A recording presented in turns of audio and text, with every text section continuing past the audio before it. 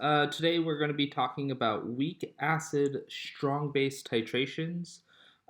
Weak acid strong base titrations are going to be titrations where we study the weak acid. The weak acid is going to be the analyte, and the strong base is going to be the titrant. So we know information about the strong base, but we know little information about the weak acid. Just a reminder, the purpose of titrations, there's going to be two main purposes today. Purpose number one is to determine the concentration of an acid or base using the base or acid of known concentration. And the other thing that we're going to learn how to do today is determine the the equilibrium constant for an acid or base. Specifically today, we're going to be looking at the Ka value. So let's go ahead and get going with this. We're going to look at specifically a weak acid strong base titration curve. Just kind of mentioning a few things as we move along with that. So just a reminder that a titration curve is always going to plot the pH versus the titrant added. And as far as the titrant added goes, this is going to be measured in milliliters. So as far as this particular graph goes, if we're measuring the pH of the analyte is going to be fairly acidic, so it's going to start off down below. And as I add a strong base, it will cause the pH to increase, as you can see here, just ever so slightly, and then it flattens out. And that's because as I titrate a weak acid with a strong base, I'm actually creating a buffered solution. And that buffered solution, remember, doesn't change the pH doesn't change significantly as I keep adding the titrant. As it goes along, the pH slowly increases until there's a drastic increase, and then it flattens out as you reach the relative pH of the base that you're adding. Just a reminder, the equivalence point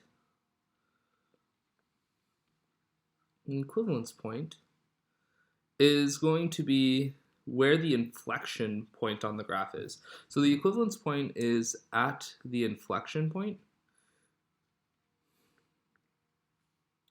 And reminder, mathematically speaking, the inflection point is where the curve changes from concave up to concave down, or concave down to concave up. For this particular graph, it looks about right here. I'm just drawing these by hand. And that would be roughly where the equivalence point for this graph is. An interesting point that you should know is that the pH at equivalence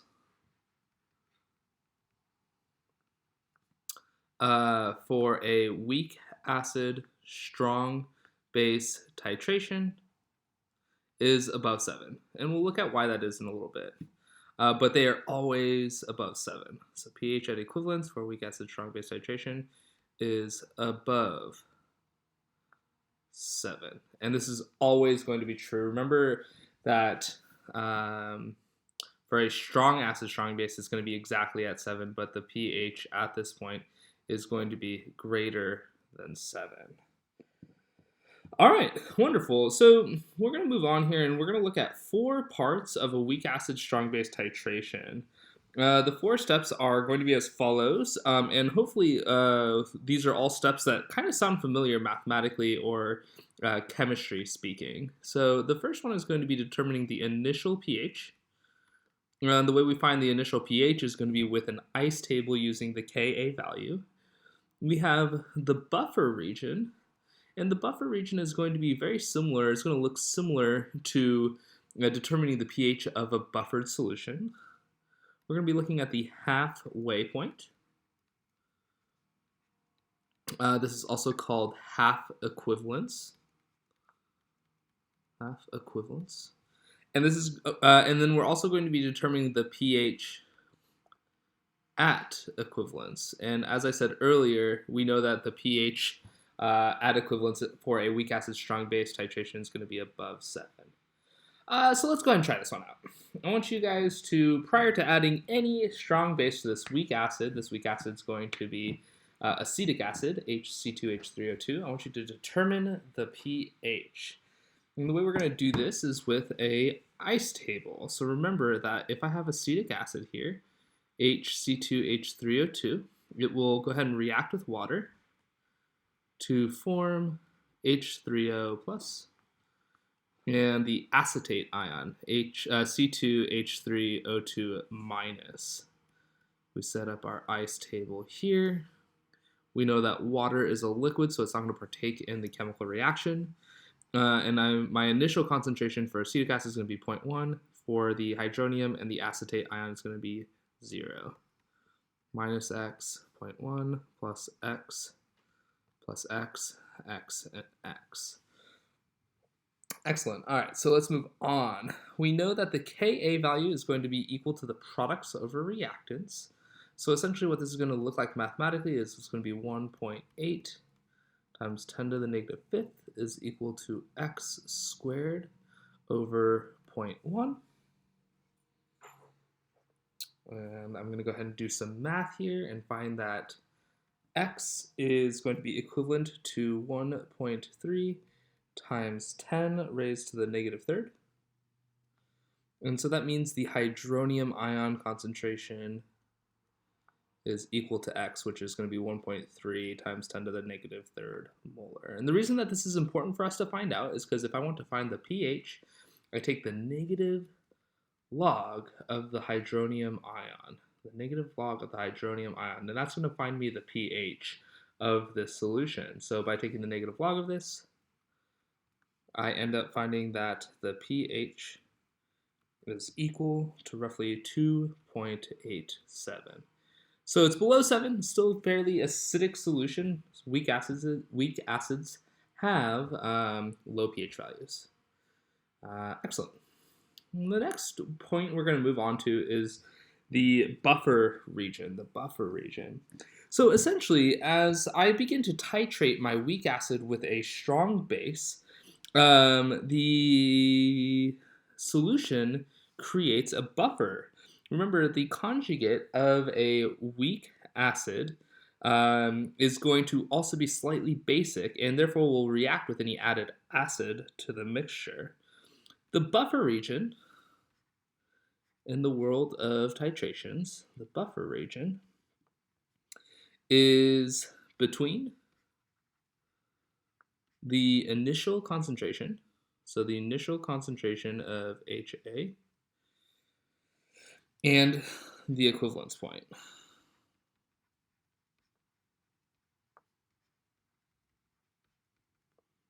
So as far as this goes, what we essentially need to do is a before and after table, and then a Henderson-Hasselbalch equation. So once again, first, we consider the neutralization reaction that's occurring. And that neutralization reaction occurs between the acid, the weak acid, and the added strong base. Neutralization. And we do this with remember, a before-after table. After we do that, we have created the buffer solution, and we can use Henderson-Hasselbalch to determine the pH. So we can determine the pH of the buffer solution after the base has been added. So let's go ahead and check out a problem that is going to use this particular pathway. Calculate the pH when 45 milliliters of 0.1 molar NaOH is added to 50 milliliters of 0.1 molar HC2H3O2. And Ka for acetic acid is still the same. HC2H3O2 reacts with sodium hydroxide in a neutralization reaction, and because it's a before-after, there's no equilibrium, to make our good friend water and sodium acetate, NaC2H3O2. Prior to adding any acid to the solution, the concentration of the acetic acid is 0.005, and for NaOH it's going to be 0.0045. And I determined that by multiplying the molarity and the liters by each other. So once again, I found the concentration, the number of moles of acetic acid from the volume in liters and multiplying it by the molarity. As the reaction occurs, we identify that the sodium hydroxide is the limiting reactant. There are less moles of it. So I essentially will have 0.0005 moles of this. I will have none of the sodium hydroxide. I'll have 0.0045 moles of water and 0.0045 moles of sodium acetate. Now what's really nice about this is that I now have a buffered solution. I have acetic acid and I have sodium acetate, or rather just the acetate ion. Remember, sodium is a spectator ion. Since I have a concentration, a value of acetic acid, a weak acid, and acetate, the conjugate base, I can use Henderson-Hasselbalch. So the pH value is going to be equal to the negative log of the Ka, which is 1.8 times 10 raised to the negative fifth, plus the log times the concentration of the base divided by the concentration of the acid. What's nice is that these are both in the same reaction vessel, so their volumes are the same. So I can just use the number of moles of the base, which is the acetate, and the acid, which is 0.0005. And by calculating this all out, we end up finding that the pH is 5.7. And hopefully that makes sense. The pH is going to be fairly high because I've added 45 milliliters of strong base to the 50 milliliters of acetic acid. The equivalence point is going to be when I add the same volume of base to that acid. But yeah, prior to the equivalence point, you're pretty much going to solve for pH of the reaction mixture in this way. You're going to do a before-after table and then the Henderson-Hasselbalch. Now within the buffer region, we have this really interesting point, and that's going to be the halfway point, or it's also called the half-equivalence point. The half-equivalence point is going to be when exactly half the titrant is added to the analyte. When exactly half the titrant is added to the analyte. This is going to be the best buffer point because essentially at the half equivalence point, the concentration of the weak acid will be equal to the concentration of its conjugate base. Mathematically speaking, you will have reacted half of that acid and turned it into its conjugate, so the concentrations will be equal. But what's most important about the halfway point is that it actually serves a purpose for titration. So remember, our two purposes for titrations is to determine the concentration of the weak acid or weak base or strong base, but it's also to determine the Ka of an acid. And at the halfway point, so at halfway point,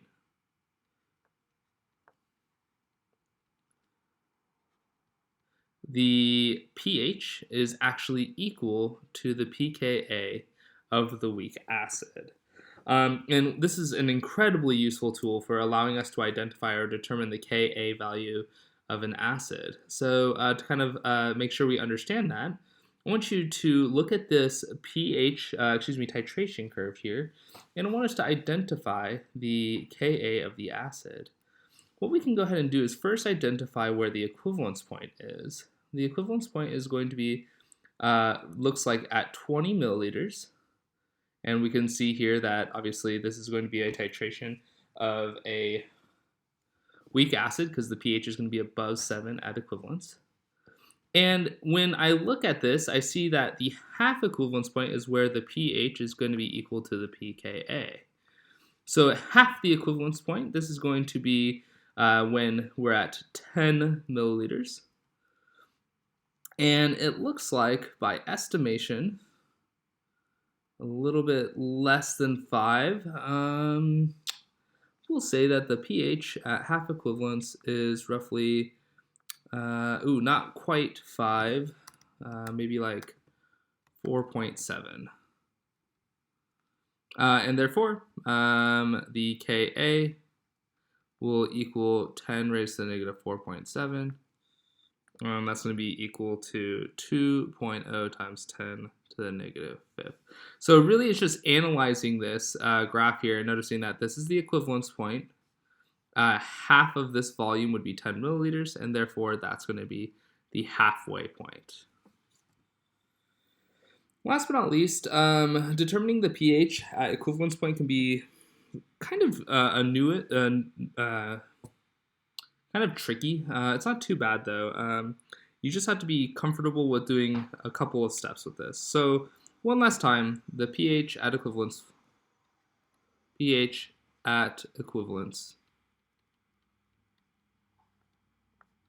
is above 7 for a weak acid, strong base titration. Remember the neutralization reaction. So this is going to be the weak acid reacting with the strong base. The neutralization creates a conjugate base, which is in itself also slightly basic, which affects the pH.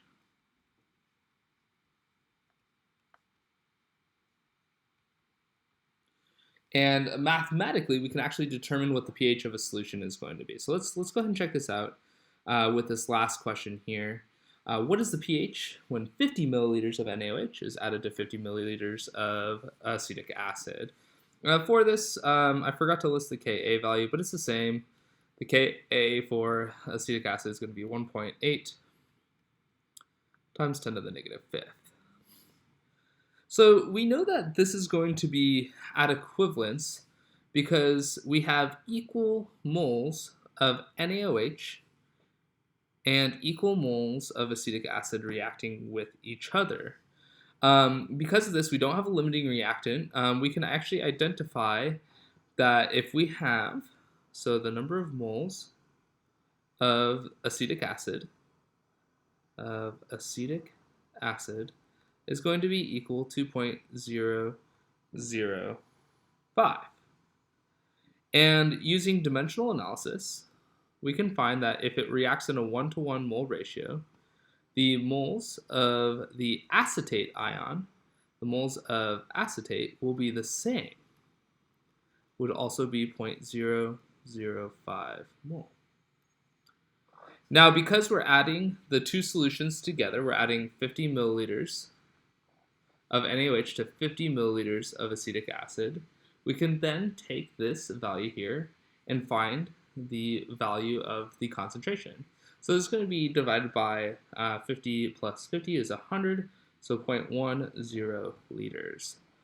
So it looks like the molarity for the acetate ion is going to be equal to 0.05 molar. Acetate. All right, so since acetate, the acetate polyatomic ion, is the conjugate base of acetic acid, we know that it's actually also slightly basic. So what we need to do is we need to establish a ice table where the acetate ion, C2H3O2-, reacts with water. And what's essentially going to happen here is it's going to reform the acetic acid, C2H3O2, and because it's a base, it will create the OH ion. We have our good old trusty ice table here. We can cross this out. And the initial concentration of the acetate ion is 0.05 minus X, 0.05, 0, 0, plus X, X, plus X, X. Now here's the issue. With this particular reaction, this is the base reaction, so I need the Kb for this. And if you guys remember, the Kb of a conjugate base is going to be equal to the Kw divided by the Ka. So by doing this math, by taking the Kw value, which is 10 raised to the negative 14, and dividing it by 1.8 times 10 to the negative fifth, we find that mathematically Kb is going to be 5.56 times 10 raised to the negative 10. Now that we have all this important information, we're going to change the colors here one more time. We can actually find the value of x and determine the pH. 5.56 times 10 raised to the negative 10 is going to equal products over reactants. So products over reactants, so it's going to be x squared over 0.05. And we find that the value of x is going to be 5.27 times 10 raised to the negative 6. That is going to be our hydroxide ion concentration. So we can take the negative log of that to find the POH value, which is going to be 5.28, yeah.